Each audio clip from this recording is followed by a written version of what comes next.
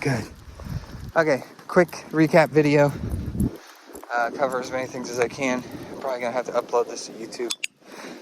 So tools in your anti-pulling kit. We're gonna be to keep your dog in your reinforcement zone, which is like right here where he's at right now. Not worried about doing like a precise heeling behavior. Then he gets reinforcement when he's in the reinforcement zone. When he's not in the reinforcement zone, he doesn't. So reinforcement exists in a lot of different forms. Good job. So good, yeah. Engagement, verbal praise, attention, affection, like, talking to him, eye contact. Some dogs can be petted and still keep them in the reinforcement zone. On a walk, a lot it'll just deke them up and then they'll start gravitating away from you. Good. Turn. Good. And we have a car coming, so we're gonna say, go sniff.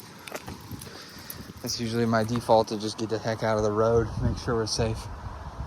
So take a quick break here. Yep. And let him see it. I want to see if he will take advantage of his dismissal here. He's not on assignment, so we'll just let him do his thing for a second and see if I can collect my thoughts here. Reinforcement zone. So yeah, all that good stuff. Food reinforcers, obviously. You give food reinforcers are a really good way to keep your dog, as I say that, he's just going out to the end of the slack. Food reinforcers. Turn. Good job, buddy. Good boy. All right. So we talked about engagement like this. What did you do at school today? How's your day? Things like that. Where'd you get these big ears? Just talk to him. If you're the person that puts your headphones in and just like checks out when you walk, you're going to be bored. Your dog's going to be bored. Your dog's going to be looking to be reinforced by other things. So people call them distractions. John McGugan calls them competing reinforcers. So that's another name for distractions out in the environment. Turn. Good job, buddy. Good boy. Come on. All right. Keep up.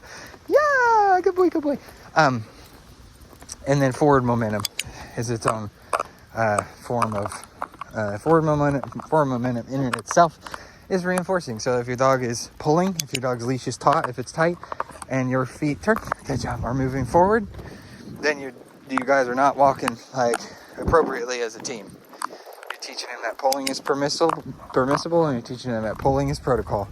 Good boy, buddy. If you're gonna permit your dog to pull, then you'll say something like "go out" or whatever. You're gonna condition him to understand context to that. Hustle. Good hustle. And then basically you've said it's okay to do that. That's a little more nuanced than we'll cover right now in a second. Good hustle, buddy. Good hustle. Good. If your dog is getting out to the end of the slack, if your dog is wandering like away from your reinforcement zone, leaves are blowing around here. Touch. Good.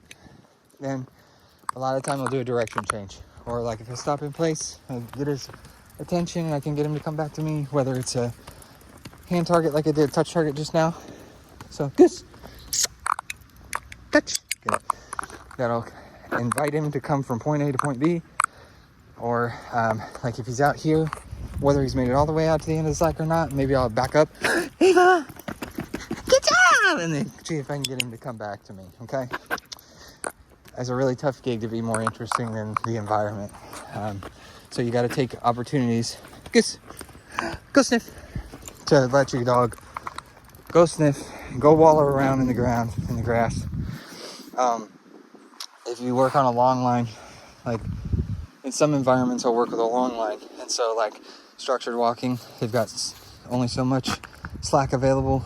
And then when I tell them go out, I call it code switching. When I tell them to go out, then I'll give them more slack on the long line and permit them to go away from me, to go out, to go away from me, and to even to pull, like because I'm letting them know the difference between those two contexts. Okay, I'm gonna move on before I muddy the waters too much on that.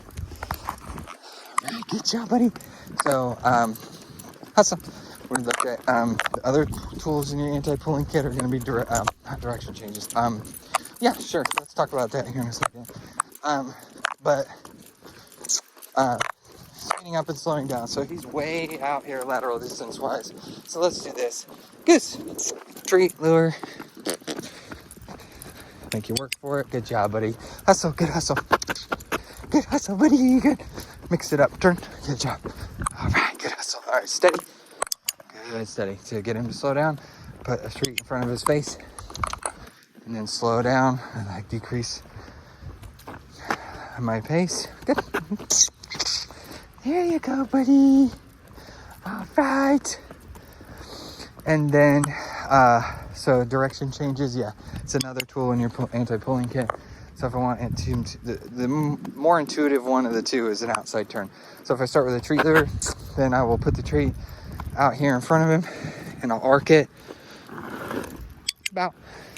I have a kind of a bad association with about based on, there you go, who taught it to me and what kind of modalities and methodology that they used and continue to use. Hustle. So I like to say around instead. So around. Don't label it until he completes that revolution. So it's a tree lure and follow around. Good job. If you find that your dog is not committing to it, then just put the treat closer in front of their face, like right on their nose. Around. Good job. And you can sample it on their way around, and don't give it until they complete that revolution, and then that's when you label it. If you're clicking, you label it simultaneously as you click. Good job. Okay, so that's an outside turn. Without it, without a treat lure, you can do a hand target. You can do like a hand lure, if you will. But like as far as what my body's doing, I usually dip. Good job. They're easier to do. Inside and outside turns are easier to do when your dog is engaged with you and they're looking up in your direction. So usually I dip my shoulders, which you won't see here, and then good job. And then I drag my foot like that and make a show of it, at least in the beginning. So if I'm showing what I'm doing here, I dip. Good job. Don't know how well you can see that. Good job, buddy. Good. And inside turn, same thing. Treat in front. Bang a Yui. Good job, buddy. When you label it, it's when you complete turn, your evolution. I usually call it turn. So one of those behaviors, he starts with a noun, it's 2 syllables. And the other one starts with a consonant, and it's 1 syllable. So it's easier for them to distinguish the difference between the two. So when I'm doing it on the fly, turn. Okay. And you can label things until the dog has a better context, and then you can ask for it on the fly. So like that's what I've done it multiple times during this session. So turn. That's why I'm okay. Keep up, slowpoke. That's why I'm asking for it, like spontaneously. Hustle. Good job, buddy. All right, and steady. Good. Okay. All right.